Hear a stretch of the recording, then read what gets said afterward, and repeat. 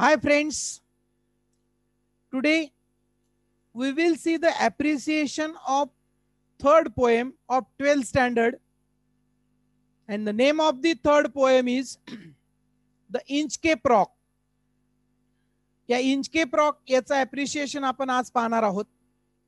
याच्या अगोदरच्या दोन व्हिडिओज मध्ये आपण दोन पोएमचं अप्रिशिएशन पाहिलं की जो क्वेश्चन तुम्हाला 4 मार्क्स साठी असतो, क्वेश्चन नंबर 3B मध्ये. तत्पूर्वी जर तुम्हाला पुढच्या नोटिफिकेशन्स हव्या असतील तर चॅनल सबस्क्राइब करा जर तुम्ही नवीन असाल तर, आणि या अगोदर जर चॅनल सबस्क्राइब केलं नसेल तर. या अगोदर जर चॅनल सबस्क्राइब केलं असेल तर चॅनल सबस्क्राइब करायची गरज नाही, परंतु इतरांना मात्र हा व्हिडिओ शेअर करा. तुमच्या मित्रांना, विद्यार्थ्यांना निश्चितच त्याचा त्यांना फायदा होईल. 4 मार्क्स आपल्याला याच्यामध्ये मिळवता येतील. एकदम करेक्ट दिला आपण तर याच्यात आउट ऑफ मार्क्स मिळण्याची शक्यता असते. So we will see the appreciation of poem number 3, and the name of the poem is The Inchcape Rock. Before that, think about the points.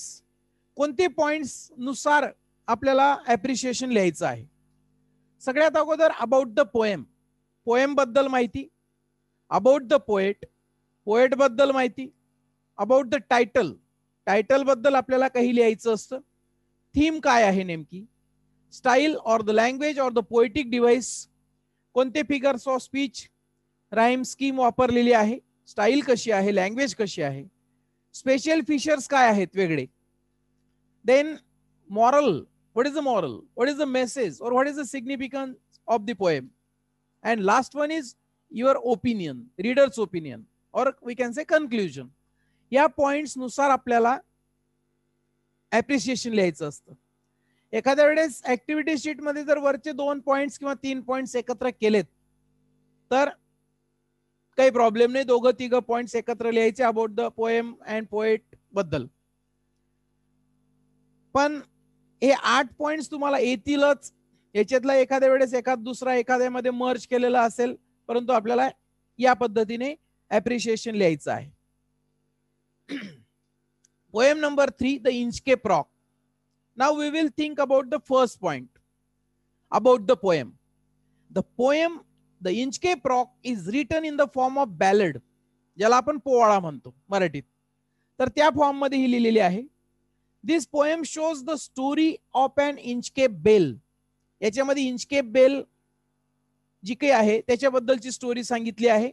And the story moves around the Inchcape bell. आणि संपूर्ण story, मोठी poem आहे परंतु ही story जी आहे ती त्या Inchcape रॉकच्या अवतीभोवती फिरते. It creates different pictures in the mind of readers. आणि त्याच्यामुळे काय होतं की रीडरच्या मनामध्ये वेगवेगळे पिक्चर्स हे फिक्स होतात. Now second point about the poet. Poet बद्दल आपल्याला माहिती पोएटच्या इंट्रोडक्शन मध्ये दिलेली असते, सुरुवातीला पोएमच्या अगोदर. Robert Southey is a famous English poet of romantic school. ते फेमस इंग्लिश पोएट होते. He is famous for writing narrative poems. Narrative poem साठी ते फेमस आहेत. He was famous historian, biographer and poet. ते फेमस हिस्टोरियन आहेत, biographer आहेत. This poem is a narrative poem that gives the message to be good. आपण चांगलं केलं पाहिजे कोणाचंही, हा मेसेज त्या ठिकाणी आपल्याला या पोएम मधून मिळतो. About the title. The title Inchcape rock is very apt, म्हणजे योग्य आहे असं आपण म्हणूया. It is symbol of goodness, चांगुलपणाचा सिम्बॉल याच्यामध्ये आहे. It also represents an act of goodness, म्हणजे चांगलं काम केलं पाहिजे. इतरांसाठी आपण वाईट कधीही आपल्या मनामध्ये त्याच्याबद्दल वाईट असू नये, अशा प्रकारचं याच्यामध्ये एक चांगुलपणा याच्यामध्ये आपल्याला दिलेला आहे. Now fourth point, theme of the poem. This poem has a moral theme. The poem shows that those who do bad things will ultimately be punished. जी लोक इतरांचं वाईट करतात त्यांना त्या ठिकाणी देव बरोबर पनिशमेंट करतं, अशा प्रकारचा एक हे थीम याच्यामध्ये आहे. We should always remember that as you sow shall you reap. आपल्याला नेहमी आपण वाचतो, तुम्ही जसं पेराल तसं उगवेल. तुम्ही इतरांचं चांगलं कराल तुमचं चांगलं होईल, तुम्ही इतरांचं वाईट कराल तुमचं वाईट होईल. This is the theme of the poem. So it's very important and we should write this. हा मेन त्याच्यातला गाभा आहे. Now next point, the language poetic device. Which kind of language is used here. याच्यामध्ये आपल्याला figures of speech कोणते वापरले जातात, rhyming scheme कोणती आहे ते लिहिलेलं असतं. This poem is a long poem, you know that, near about I think 68 lines and narrative type. It is a lyrical ballad. A lyrical ballad, alliteration, inversion, metaphor, simile, repetition, personification and onomatopoeia are the figures of speech used in the poem. खूप figures of speech वापरलेले आहेत. Poem मोठी आहे, मग आपल्याला काही सगळे 10, 15, 20 figures of स्पीचची यादी इथं देणं गरजेचं नाहीये. 3, 4, 5. The rhyme scheme is AABB. Rhyme scheme is also given here. Now, next point. Point number 6. Special features. What are the special features? The Inchcape Rock provides a fine verbal image of the calm atmosphere of sea, the sun, the poet.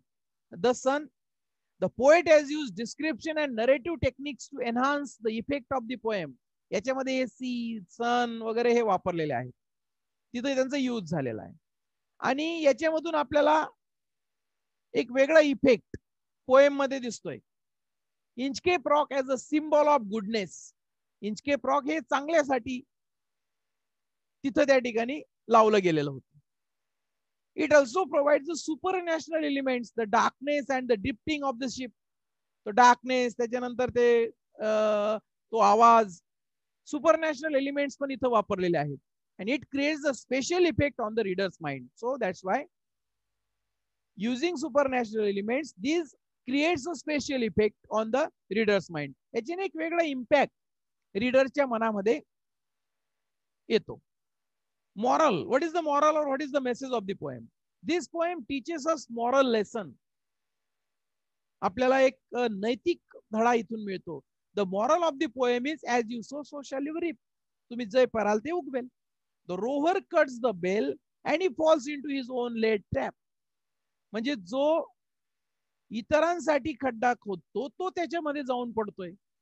त्याने असं म्हटलं की कोणीतरी येईल, त्याला त्या ठिकाणी ही बेलचा आवाज येणार नाही आणि तो इथं धडकेल.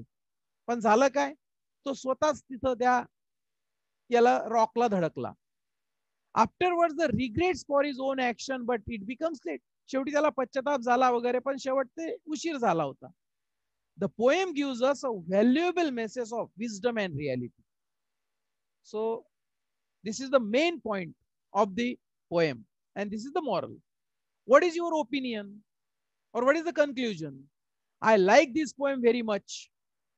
I think poem motivates us to think that our ill actions can turn against ourselves.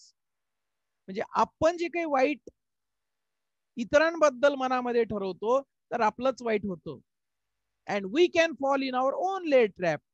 आणि जो सापळा आपण इतरांच्या बाबतीत रचतो त्याच्यामध्ये आपणच जाऊन पडतो. I really enjoyed the poem very much.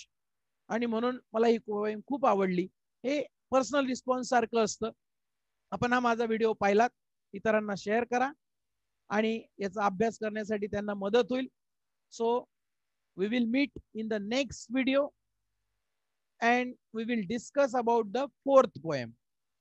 Up till now, bye, thank you.